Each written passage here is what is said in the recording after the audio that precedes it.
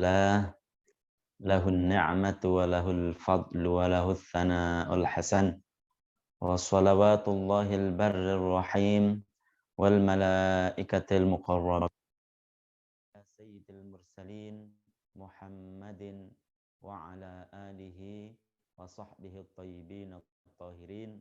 Allahumma la sahla illa ma ja'altahu sahla wa anta ya hayyu ya qayyum taj'alul hazna idza syi'ta sahla. Allahumma ikhlasi fin niyati wal qawli wal amal. Para jamaah yang dirahmati oleh Allah Subhanahu wa taala, puji syukur kita panjatkan kepada Allah karena pada sore hari ini Allah masih memberikan kita kekuatan, masih memberikan kita kesempatan untuk meneruskan kajian Ilmuddin Ad-Daruri dalam keadaan sehat wa afiah.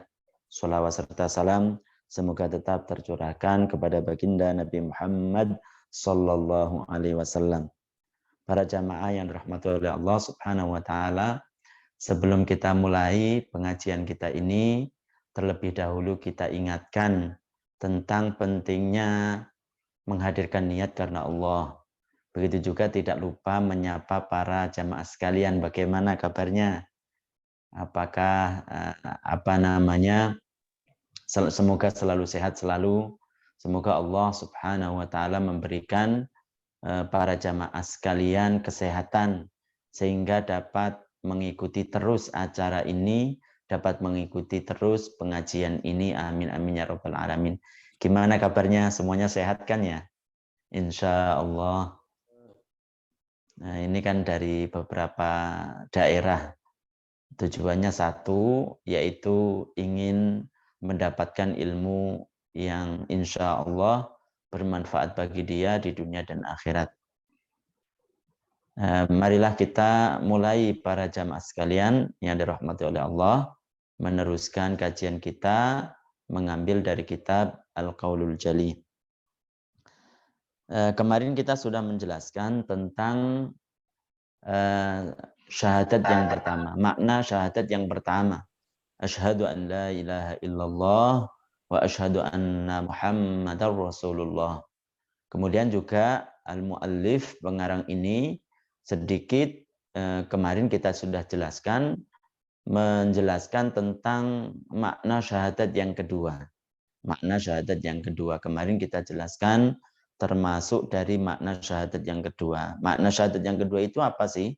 Yaitu kemarin kita jelaskan mengetahui, meyakini dalam hati, kemudian mengakui dalam lisan bahwasanya Nabi Muhammad, siapa Nabi Muhammad itu? Yaitu putra Abdullah. Abdullah itu putra Abdul Muttalib. Abdul Muttalib itu putra Hashim. Hashim itu putra Abdi Manaf. Sampai akhir, sampai Adnan. Itu adalah hamba Allah dan Rasulnya. Hamba Allah dan utusannya. Dan beliau Nabi Muhammad SAW itu adalah Nabi yang terakhir. Nabi yang terakhir artinya turun kepadanya malaikat Jibril untuk menurunkan wahyu kepadanya itu terakhir, yaitu Nabi kita Nabi Muhammad SAW.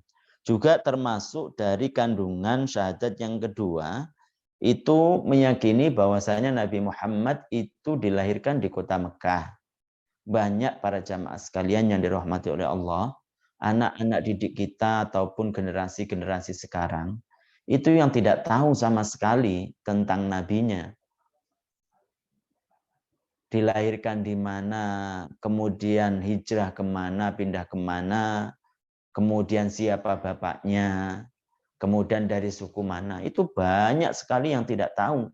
Tapi ketika ditanyakan tentang sesuatu yang lain yang ia gemari, yang ia sukai, dan itu bukan masalah tidak berhubungan, tidak ada kaitannya dengan akhirat, Masya Allah dia sangat hafal sekali.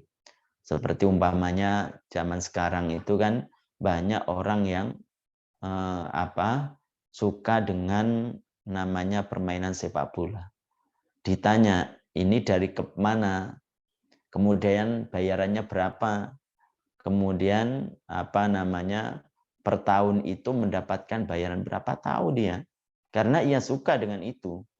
Tapi ketika ditanya tentang nabinya, siapa Nabi Muhammad, dilahirkan di mana, kemudian hijrah kemana, putra siapa, dari suku mana, tidak tahu. Maka ini adalah tugas kita bersama untuk menyebarkan tentang ilmu-ilmu yang diajarkan oleh Nabi kita, yang diajarkan oleh para sahabat, tabi'in, dan orang-orang yang terdahulu. Jadi termasuk dari kandungan syahadat yang kedua adalah Nabi Muhammad SAW itu diutus di kota Mekah. Artinya kemarin apa? Bahwasanya Nabi Muhammad menerima wahyu ketika itu di Gua Hira. Gua Hira itu tidak termasuk Mekah, tapi artinya adalah beliau masih berdomisili di kota Mekah. Karena domisili beliau itu kan juga di Madinah, hijrah ke kota Madinah. Nah, jadi untuk menjelaskan bahwasanya menerima wahyu menjadi nabi itu bukan di Madinah, tapi beliau ada di Gua Hira, dan Gua Hira itu sudah keluar dari kota Mekah, namun beliau masih statusnya berdomisili di kota Mekah. Kemudian Nabi Muhammad SAW itu juga wadufina fiha, hajara, dia hijrah dari kota Mekah ke kota Madinah. Beliau hijrah itu bukan karena takut terhadap orang kafir. Beliau hijrah itu bukan pengecut, akan tetapi itu murni dari perintah Allah Subhanahu wa taala untuk hijrah ke kota Madinah. Jadi mungkin ada sebagian para jamaah sekalian yang membaca buku bahwasanya peristiwa hijrahnya baginda Nabi Muhammad SAW dari kota Mekah ke kota Madinah karena lari dari orang kafir. Itu tidak benar. Jadi Nabi Muhammad dan nabi-nabi yang lain itu sangat pemberani. Bukankah ketika terjadi peristiwa perang, suatu ketika para sahabat itu berlindung di belakang baginda Nabi Muhammad SAW. Itu menunjukkan bahwasanya beliau sangat pemberani. Jadi wadufina fiha, dan dimakamkan, meninggal di kota Madinah, di biliknya Sayyidah Aisyah radhiyallahu anha, dan dimakamkan di situ. Kenapa? Karena berdasarkan sabda Nabi SAW, al-anbiya'u yudfanuna haitsu yamutun. Jadi para nabi-nabi Allah Subhanahu wa taala itu dimakamkan itu di mana? Di tempat dia meninggal. Karena Nabi SAW meninggalnya di situ, di bilik Sayyidah Aisyah, makanya beliau itu dimakamkan di situ. Jadi kalau ada orang yang mengaku nabi umpamanya, kemudian dia mati, meninggal begitu, dan meninggalnya itu di WC umpamanya, maka ya nanti akan dikuburkan di situ. Dan itu tidak mungkin seorang nabi. Karena para jamaah, ada sebagian orang itu mengaku nabi. Nauzubillah. Padahal jelas-jelas nabi yang terakhir itu adalah baginda Nabi Muhammad sallallahu alaihi wasallam. Tapi meninggalnya, matinya dia itu di WC. Jadi itu bukan nabi itu. Kemudian wa yatadhammanu dzalika, dan termasuk kandungan dari syahadat yang kedua, aidon begitu juga, i'tiqada annahu shadiqun, meyakini bahwasanya Nabi Muhammad sallallahu alaihi wasallam shadiq, jujur, benar, tidak dusta, fi jami'i ma akhbara bihi, terhadap seluruh perkara yang disampaikan oleh Nabi sallallahu alaihi wasallam. Wa ballaghahu, dan beliau Nabi Muhammad itu menyampaikannya dari Allah Subhanahu wa taala. Jadi tidak ada yang disampaikan oleh Nabi Shallallahu alaihi wasallam itu dusta, semuanya benar. Semuanya benar. Karena berdasarkan ayat yang tertera dalam Al-Qur'an, bukankah Allah Subhanahu wa taala berfirman, "Wa ma yantiqu 'anil hawa in huwa illa wahyu yuha." Bahwasanya Nabi Muhammad Shallallahu alaihi wasallam ketika berucap itu bukan dari hawa nafsunya, akan tetapi apa yang beliau sampaikan, apa yang beliau itu ceritakan, itu adalah merupakan wahyu dari Allah Subhanahu wa taala. Wala yukhti, dan tidak salah Nabi fi dzalika dalam seluruh perkara yang disampaikannya, karena semuanya dari Allah Subhanahu wa taala. Sawa'un kana dzalika, baik apa yang disampaikan oleh Nabi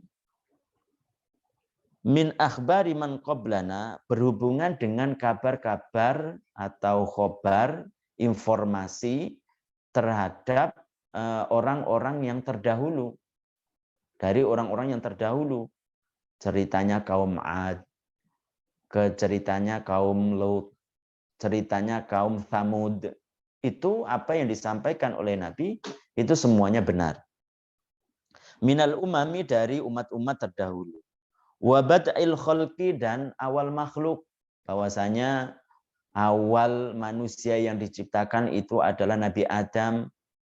Awal makhluk itu adalah air. Kemudian selanjutnya itu adalah arsy dan lain sebagainya yang diceritakan, yang disampaikan oleh Nabi Shallallahu alaihi wasallam. Jadi semuanya benar.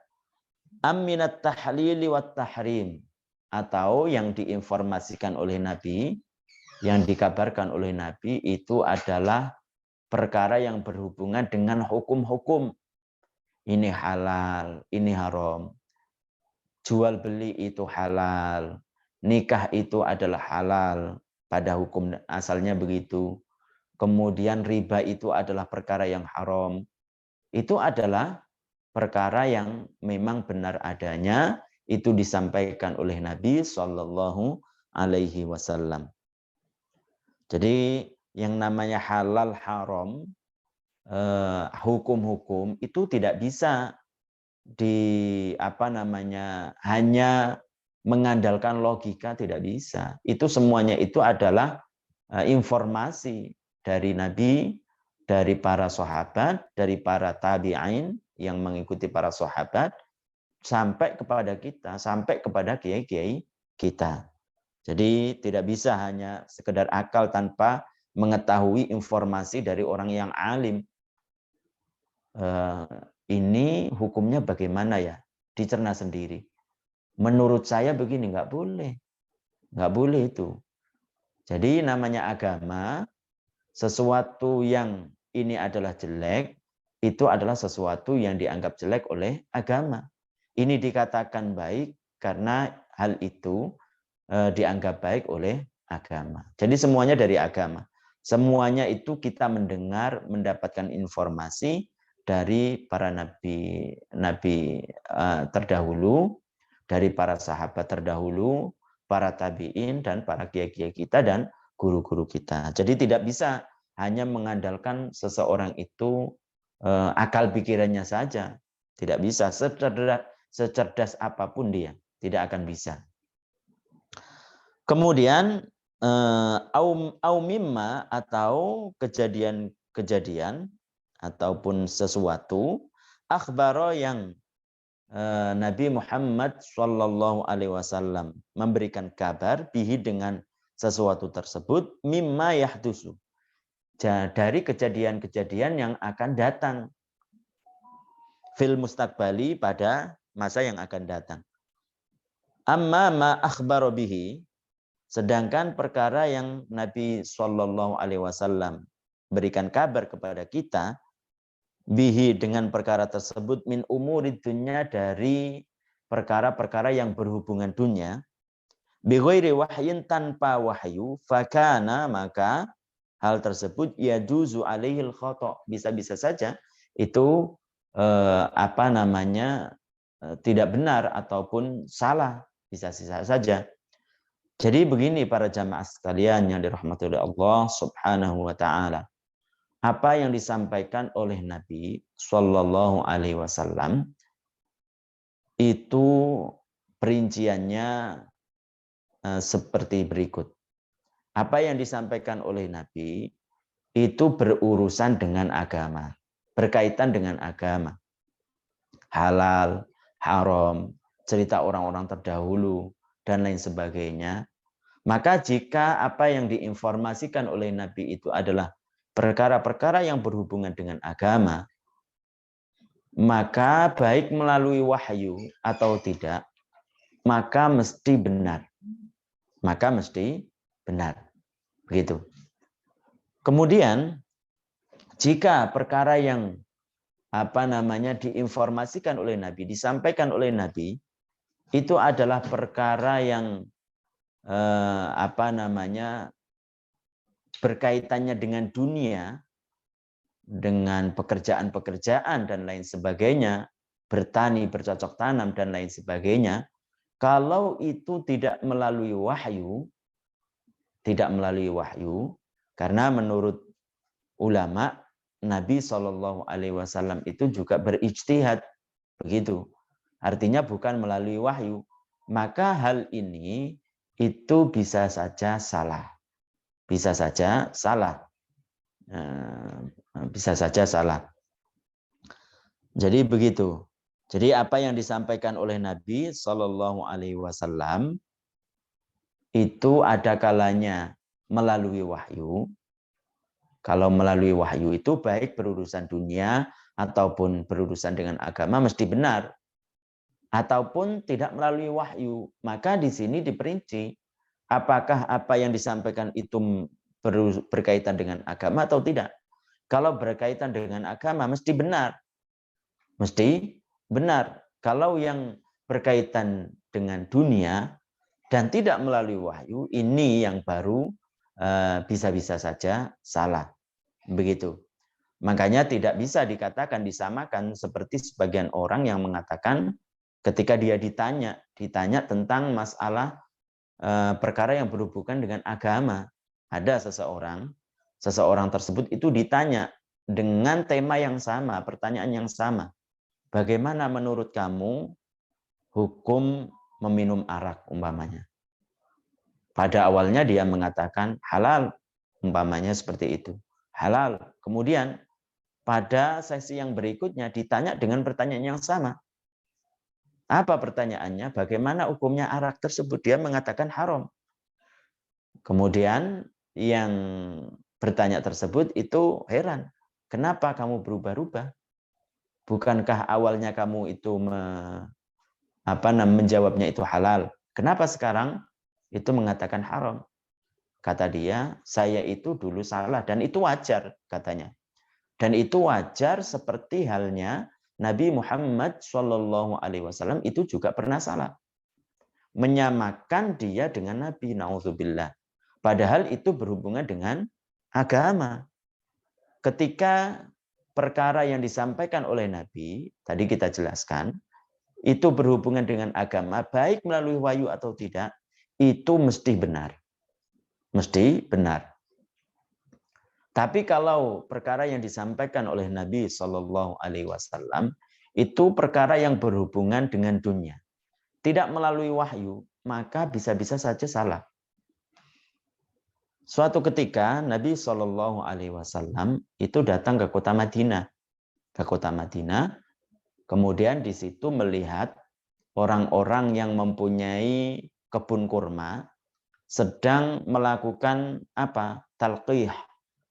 Talqih itu adalah mengawinkan kurma laki-laki dengan perempuan. Mengawinkan antara kurma laki-laki dan perempuan supaya apa? Supaya panennya itu berlipat ganda. Panennya itu menjadi banyak begitu. Kemudian ketika Nabi melihat seperti itu, Nabi mengatakan begini, Laulam taf'alu hadza kana khairan. Seandainya kamu tidak melakukan seperti ini, maka itu baik, begitu. Kemudian para penduduk tersebut itu apa? Para penduduk tersebut itu meninggalkan namanya talqih, yaitu mengawinkan antara kurma laki-laki dan perempuan.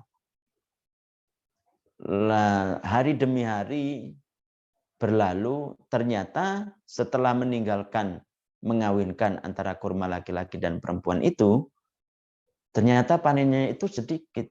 Kemudian datang kepada Nabi Shallallahu Alaihi Wasallam mengadukan tentang perkara yang mereka alami, yaitu meninggalkan mengawinkan antara kurma laki-laki dan perempuan.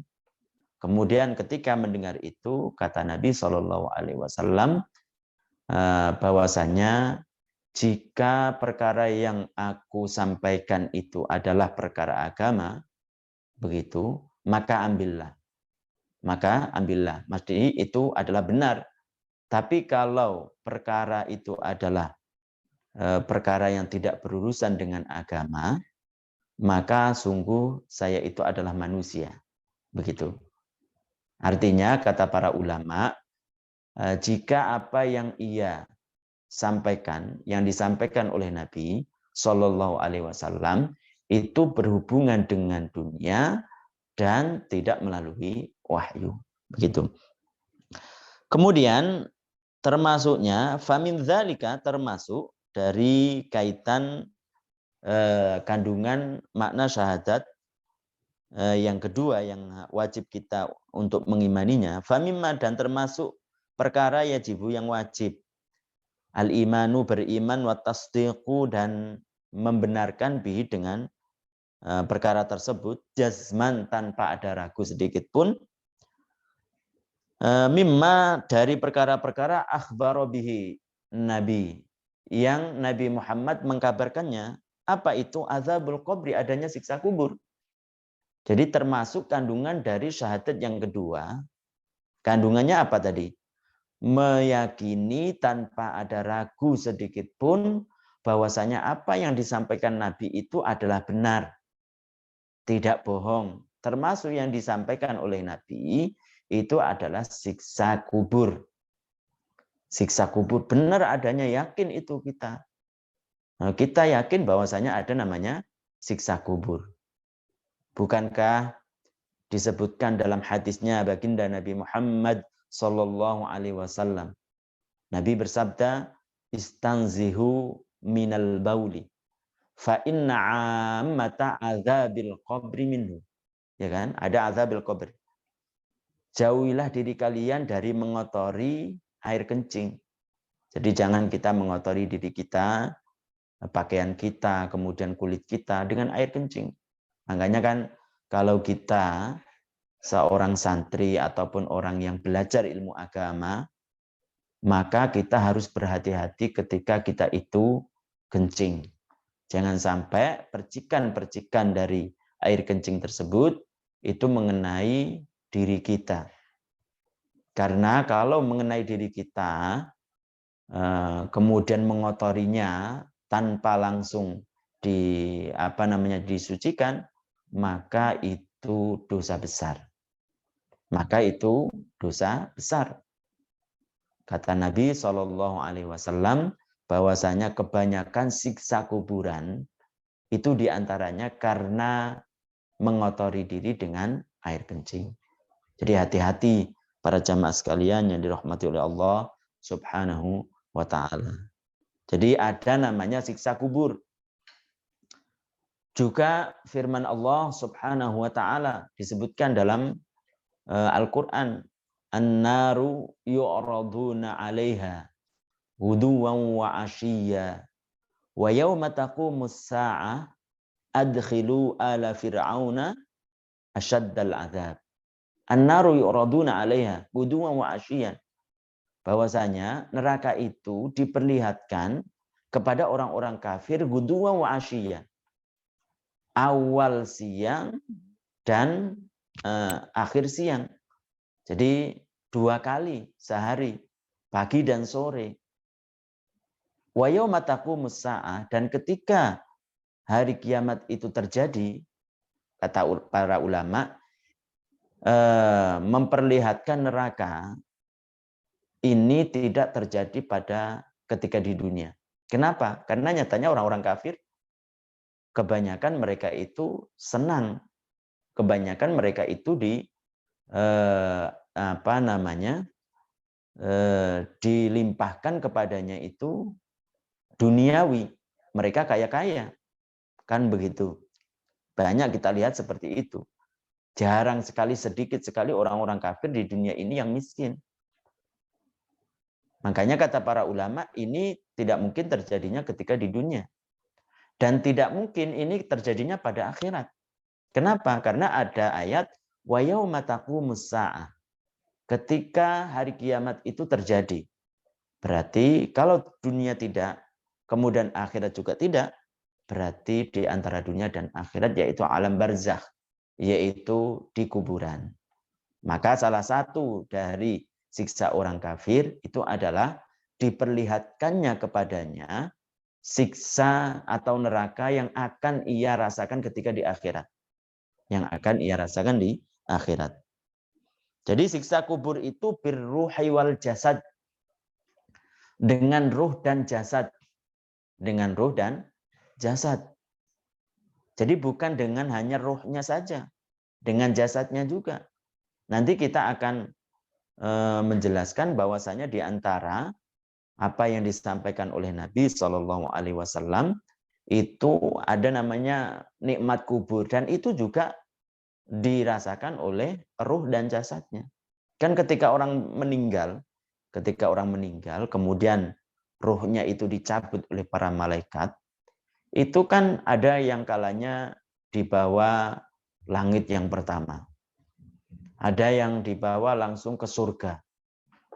Dan ketika mayit ataupun jenazah tersebut itu dimasukkan ke keranda, maka malaikat membawa ruh tersebut untuk mengiringi kerandanya. Kerandanya kemudian ketika dimasukkan, dikuburkan, ditanam di kuburan, maka nanti ruh dan jasadnya itu menyatu seperti halnya ketika di dunia. Akan tetapi dengan kuasa Allah, alamnya itu sudah lain. Para jamaah sekalian yang dirahmati oleh Allah. Alamnya itu sudah lain. Tidak bisa dia itu kembali kepada dunia. Sudah berakhir masa-masa di mana dia bercocok tanam ketika di dunia mengambil untuk usaha supaya mendapatkan pahala. Sudah berakhir. Sudah berakhir.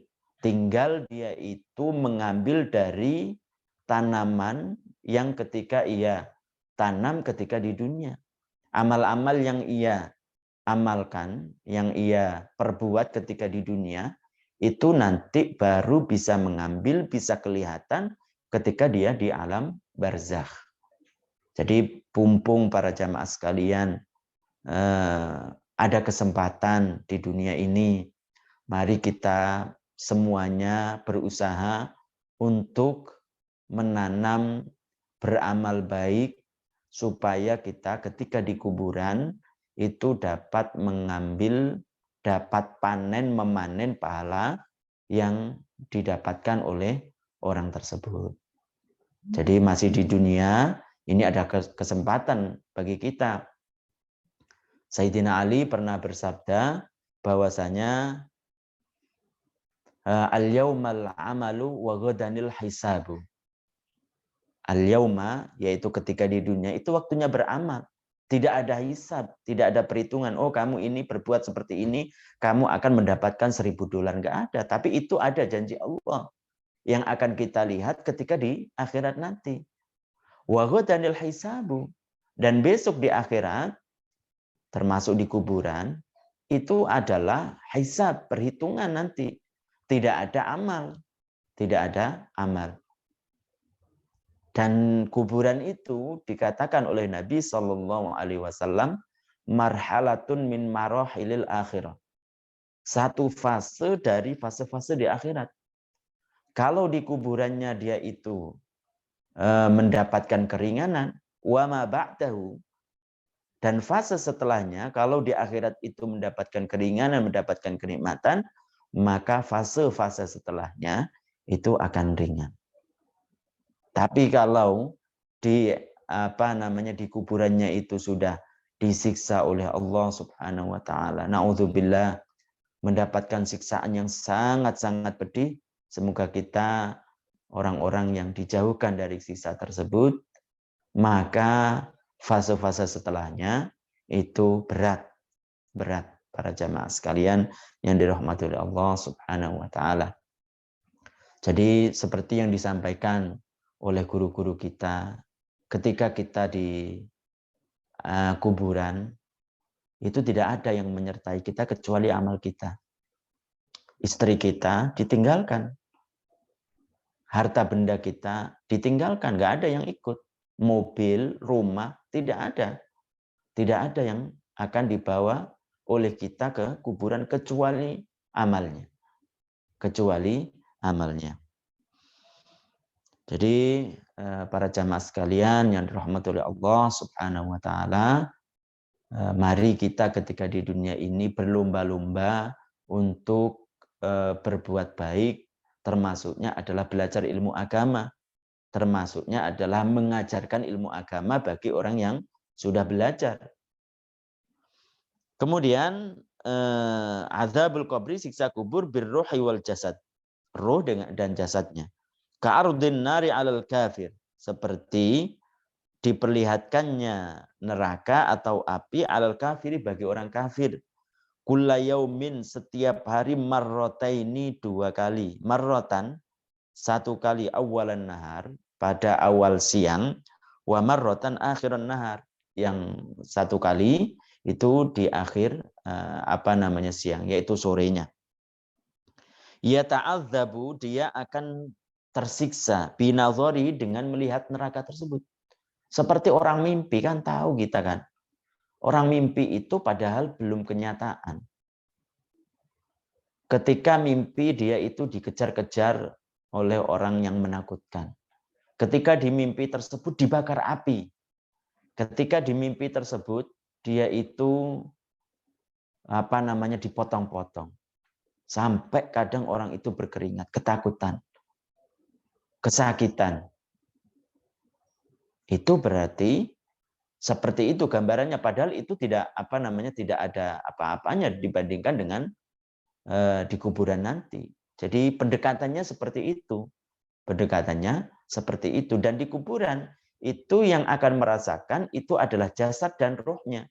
Bayangkan seseorang itu, orang yang bukan muslim, semoga kita mati dalam keadaan muslim dan beriman, bahwasanya ketika dia itu masih di kuburan, sudah mengetahui tempatnya di akhirat.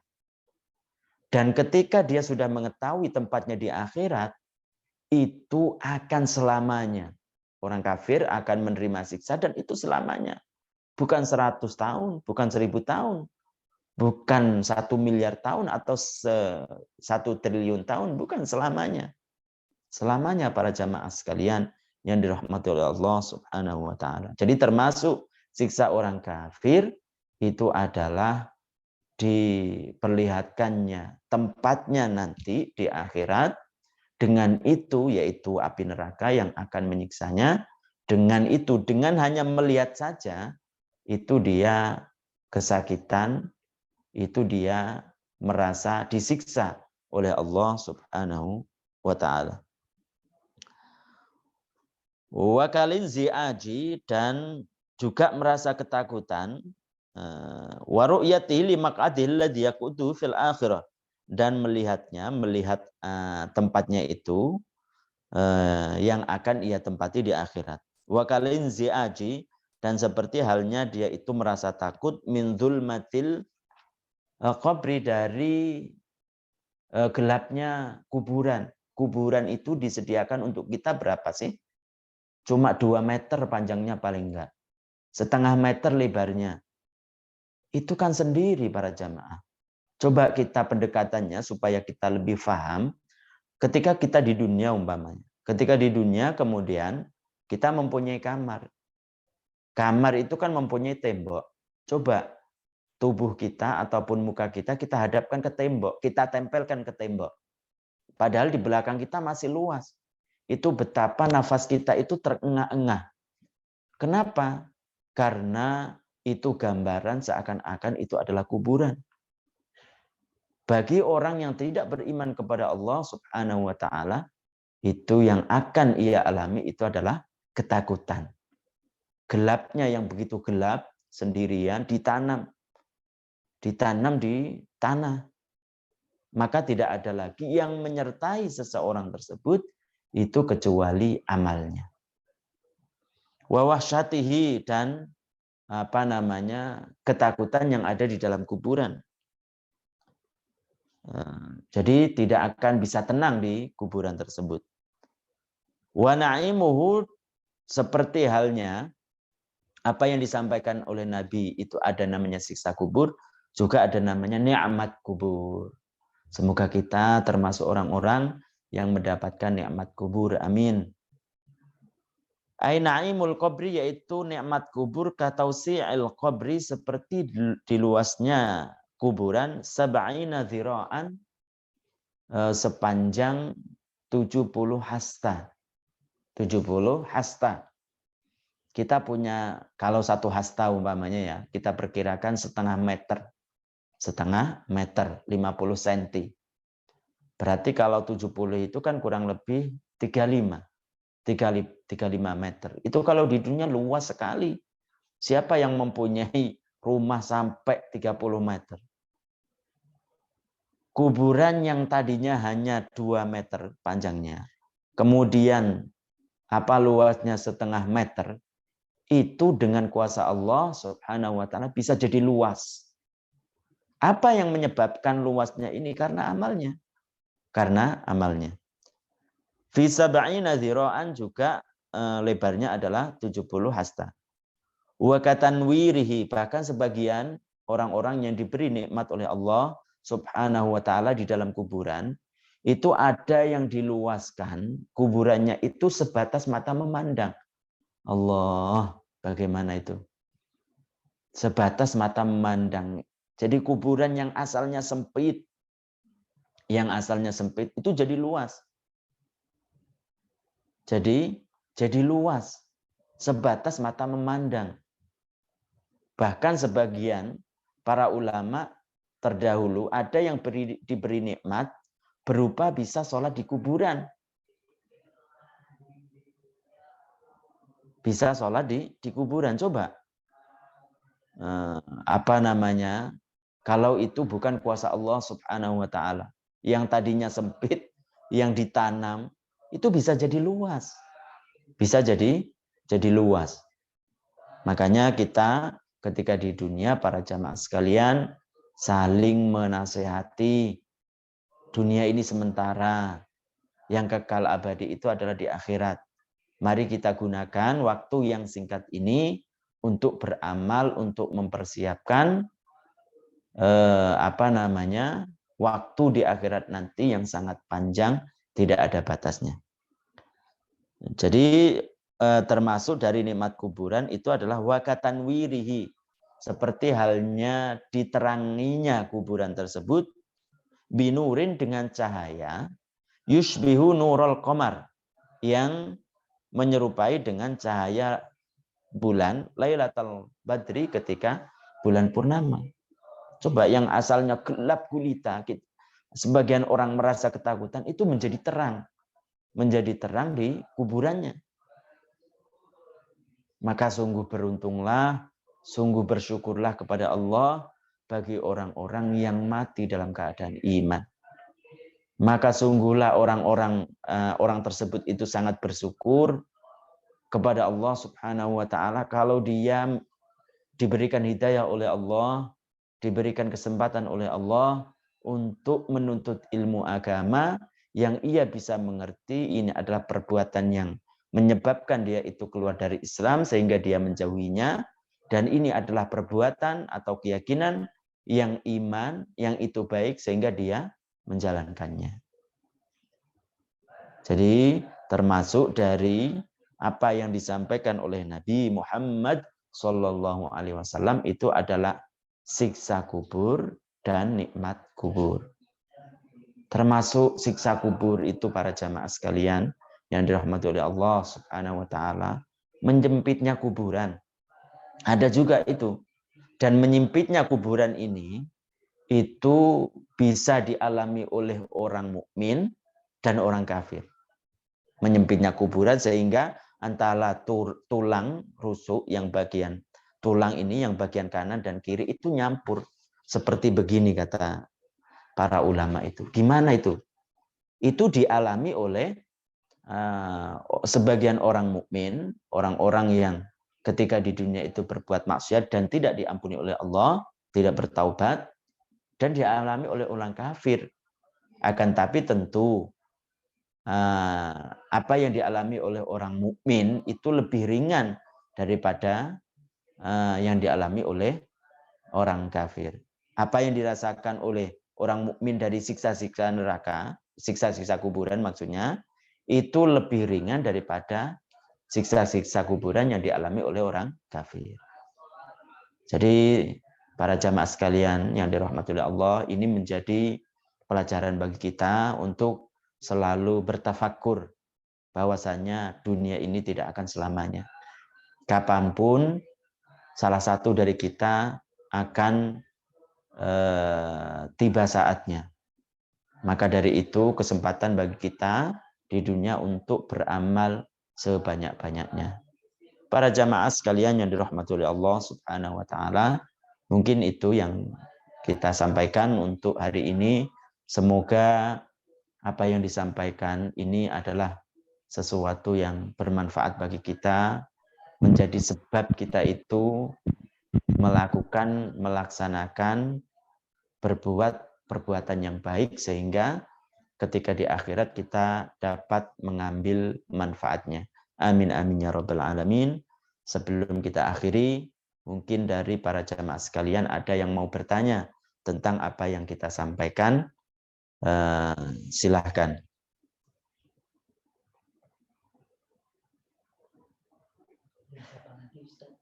Bagaimana kabarnya? Masih semangat semua kan? Semangat dan terus semangat insya Allah. Jadi apa namanya? Meskipun mungkin setiap hari ataupun setiap waktu kita ada pelajaran, insya Allah tetap semangat untuk mengikutinya.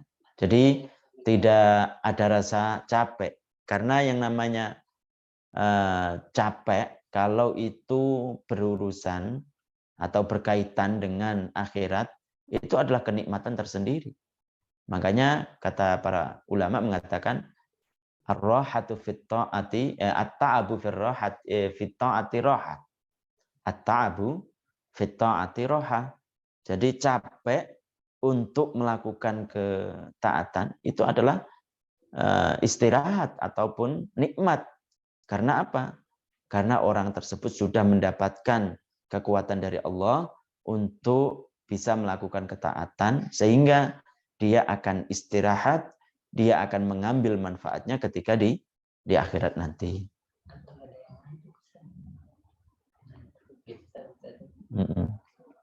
Silakan yang mau bertanya silakan. Mau ngopi umpamanya silakan, sambil ngopi nggak apa-apa. Sambil ngeteh nggak apa-apa. Sambil ngeteh tapi tujuannya supaya yang ngantuk itu tidak ngantuk begitu. Jangan sampai menikmati tehnya kemudian kopi kemudian jadi tidak paham, lupa dengan apa yang disampaikan. Jangan. Di mana ada yang mau bertanya silahkan. Saran mungkin untuk penjelasannya Ustadz kurang kurang pelan umpamanya, kurang jelas umpamanya. Nggak apa-apa, diulangi nggak apa-apa. Karena ini adalah amanah. Umpamanya penjelasannya usahakan nanti waktunya ditambah 4 jam lagi umpamanya. Ya nggak apa-apa. Nggak apa-apa. Insya Allah, insya Allah.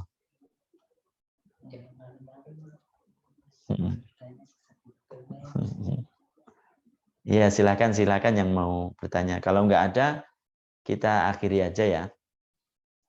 Kita akhiri dengan ucapan Assalamualaikum warahmatullahi wabarakatuh. Kita baca tahlil, sholawat, dan istighfar. La ilaha illallah. Allahumma salli ala Muhammad. Rabbi gfirli wa liwalidayya wa lil mu'minina wal mu'minat. Barakallahu fikum.